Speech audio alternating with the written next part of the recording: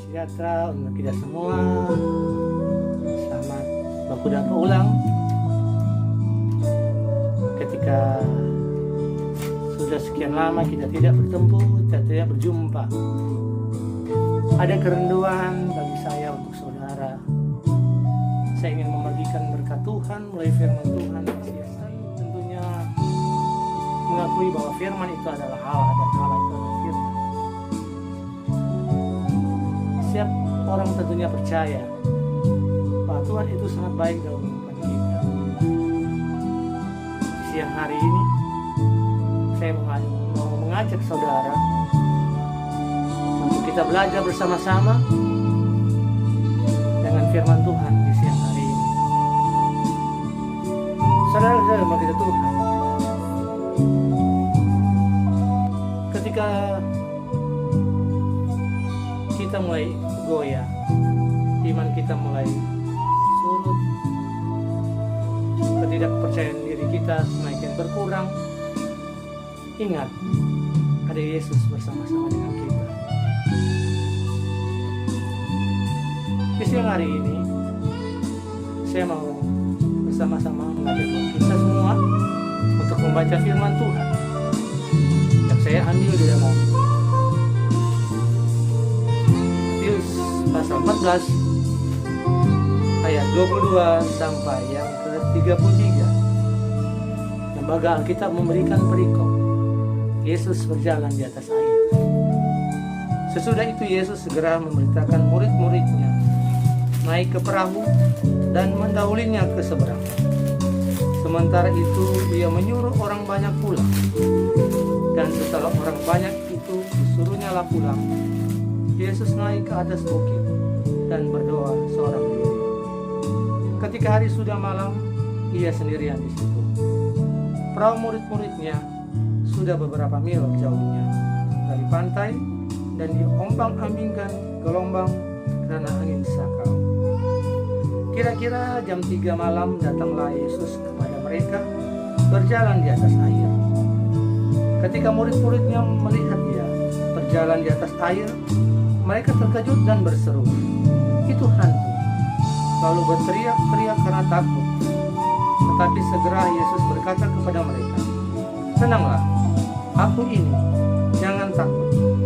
Lalu Petrus berseru dan menjawab dia, "Tuhan, apabila Engkau itu, suruhlah aku datang kepadamu berjalan di atas air." Kata Yesus, "Datanglah." Maka Petrus turun dari perahu dan berjalan di atas air mendapatkan Yesus. Tapi ketika dirasanya tiupan angin, takutlah ia dan mulai tenggelam lalu berteriak, "Tuhan, tolonglah aku." Segera Yesus mengulurkan tangannya, memegang dia dan berkata, "Hai orang yang kurang percaya, mengapa engkau bimbang?" Lalu Yesus naik ke perahu dan angin pun reda. Dan orang-orang yang ada di perahu menyembah dia, katanya, "Sesungguhnya engkau anak Allah." Demikian firman Tuhan siang hari ini. Saya mau berjudul firman Tuhan di siang hari ini, Petrus berjalan di atas air bersama 3 makna. Kayak Petrus berjalan di atas air. Yang pertama, saudara-saudara, bersama Tuhan kita dapat melakukan segala perkara yang besar. Bersama Tuhan kita dapat melakukan segala perkara yang besar. Saudara yang bertuhan, ketika kita bersama Tuhan, apapun itu kita boleh melakukan. Mujizat, doa, karena kita sudah mengenalkan Tuhan dalam kehidupan kita. Apapun yang kita katakan, apa yang pun yang kita kerjakan, pasti semuanya berhasil. Karena apa, saudara-saudara? Kita mengenal Tuhan dalam kehidupan kita. Kita tidak melihat bahwa kita pintar, kita pandai berkhotbah, kita pandai bersilat lidah, tapi kita tidak mengenalkan Tuhan dalam kehidupan kita. Sia-sialah semuanya. Karena Tanpa Tuhan kita tidak bisa berbuat apa-apa. Dan yang kedua, bila Tuhan menghendaki agar kita keluar dari zona nyaman. Saudara saya bagi Tuhan, zona nyaman kebanyakan orang-orang yang percaya banyak terjadi. Mereka sudah merasa mereka nyaman. Mereka sudah dipenuhi Roh Kudus. Mereka sudah dipenuhi suatu urapan Tuhan. Mereka sudah mengenal banyak firman Tuhan. Tapi mereka tidak melihat sekitarnya. Mereka hanya mengeksklusifkan diri, tidak mengeksklusifkan diri kepada. Mereka tidak mau membagi berkat buat orang lain. Mereka hanya berkumpul, bergumul bersama-sama dengan orang-orang itu aja. Mari di siang hari ini saya mengajak buat kita semua. Kita tidak menjadi orang yang menjadi zona nyaman. Jika Tuhan berkenan, kita harus keluar dari zona nyaman ini. Sebagai contoh, kita boleh mengintili orang-orang yang ada di sekitar kita. Kita boleh memberikan penguatan-penguatan kita kepada teman-teman kita, teman sekerja kita, teman kuliah kita, orang tua kita, saudara kita, keluarga kita, rumah tangga kita. Tentunya apa saudara-saudara? Supaya iman mereka mulai percaya bahwa semuanya itu sia-sia. Tanpa Tuhan semuanya itu sia-sia. Saudara saya berkata Tuhan. Dan yang ketiga, jangan fokus pada situasi dan kondisi yang ada saat ini yang justru melemahkan iman percaya kita kepada Tuhan Yesus. Yang menjadi utama di dalam kita ketika kita melihat situasi kondisi dalam saat ini, di mana Sulawesi Utara, Manado, sudah banyak tentunya kita sudah tahu bersama virus corona sudah merajalela di Sulawesi Utara terlebih Manado. Tentunya kita sebagai umat percaya, kita melihat situasi dan kondisi yang ada. Apa kita stres? Kita mulai bingung. Aduh, jangan-jangan virus itu kena kepada diri kita sendiri. Aduh, jangan-jangan virus itu ada di tengah-tengah keluarga kita, rumah tangga kita, teman sedekat kita, teman sepergaulan kita, bahkan pacar kita. Karena kita merasa ketakutan, kebingungan dengan adanya virus ini. Akhirnya fokus kita kepada Tuhan mulai hilang. Justru kita hanya membicarakan corona tanpa kita melihat itu adalah pekerjaan Tuhan yang luar biasa bagi kita sebagai orang percaya, agar supaya kita mengenalkan Tuhan dalam segala perkara. Kita mengatakan kepada corona, hanyalah engkau corona. Iman kita yang berkata demikian. Asalkan saudara-saudara dengan tanda kutip kita tidak mencobai Tuhan.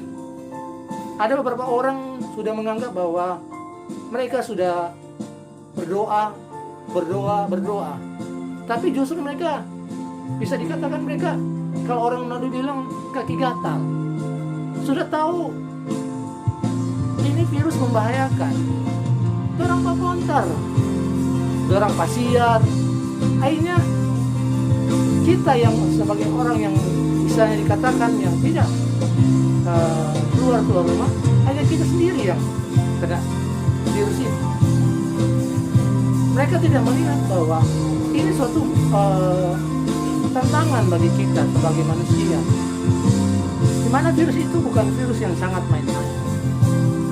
Ketika kita tidak memakai hikmat, kita bertemu dengan orang kita tidak ada jarak, kita tidak memakai masker dengan anjuran pemerintah saat ini, kita lalai dalam semua perintah-perintah pemerintah.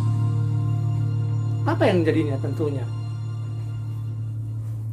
Bukankah pemerintah adalah wakil Allah? Mereka justru mengingatkan kita agar supaya kita terjauh dari virus tersebut. Virus itu sudah ada di dekat kita.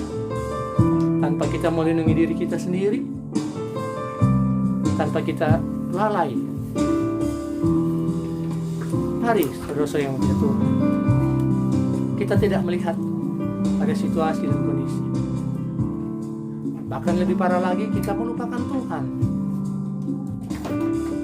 Kita merasa kita kuat, kita kebal terhadap virus, kita sudah makan makanan bergizi, Kita sudah minum vitamin yang begitu banyak. Kita sudah cuci tangan, bahkan kita sudah memakai masker. Akan tetapi kita justru kita menentang bahwa kita merasa kita hebat. Tanpa kita mengenalkan Tuhan di dalam kehidupan kita. Di dalam saat setiap waktu kita diajarkan Tuhan. Mari, walaupun cuma satu ayat, atau orang keluarga atau pribadi, orang baca firman Tuhan, orang berdoa untuk bangsa dan negara, berikan pemerintah yang bijaksana, diberikan hikmat, supaya orang sebagai bangsa Indonesia, orang bisa dipulihkan dari COVID-19, supaya orang bisa merdeka lagi, kita bisa dipulihkan lagi, kita bisa seperti dulu lagi, yang biasanya orang ke mall, ke Mantos, Mega Mall. Sekarang apa? Kita tidak bisa ke sana. Bahkan kita tidak boleh melakukan ulang tahun, bahkan kegiatan-kegiatan yang besar, mengundang banyak orang, kita sekarang tidak bisa. Kalaupun kita dengar-dengaran kepada pemerintah, otomatis pasti badai pasti berlalu. Karena firman Tuhan ya dan amin. Seperti halnya Petrus ketika dia mulai goyah, ketika dia melangkah, ataupun dia mulai melangkah dan melangkah, dia takut. Akhirnya apa saudara-saudara? Dia tenggelam. Dan Yesus pun berkata, marilah orang yang tidak kurang percaya. Itulah yang berkata Yesus. Kenapa dia sudah bersama-sama Tuhan Yesus, tapi justru dia takut? Kenapa saudara-saudara? Dia tidak fokus pada situasi dan kondisi yang ada. Untuk itu saudara-saudara, 3 makna ini sangat berkaitan erat di dalam pembacaan kita pada siang hari ini. Bersama Tuhan kita dapat melakukan perkara yang besar. Kedua, bila kita menghendaki supaya kita keluar dari zona nyaman. Dan ketiga, kita jangan fokus pada situasi dan kondisi. Mari kita pandang Tuhan, Sang Kepala pelayanan kita, agar supaya kita diberkati, saya diberkati, dan Anda juga diberkati oleh Tuhan. Terima kasih, karena Engkau sangat baik dalam hidup Anda. Thanks God, thanks Lord. Terima kasih. Tuhan Yesus memberkati. God bless you. Mari kita berdoa. Bapa, terima kasih Tuhan. Kami sudah membaca merenungkan firman-Mu di siang hari ini. Ada sukacita yang luar biasa bagi kami semua setelah kami membaca, mendengarkan, merenungkan firman-Mu di siang hari ini. Kami termotivasi untuk kami melangkah dalam iman. Kami tidak fokus di dalam pemberitaan ini, tetapi kami terus mengenalkan Engkau, kami terus bersama-sama dengan Engkau Tuhan. Di dalam nama Tuhan Yesus Kristus kami berdoa kepada-Mu. Amin. Puji Tuhan. Terima kasih. Tuhan Yesus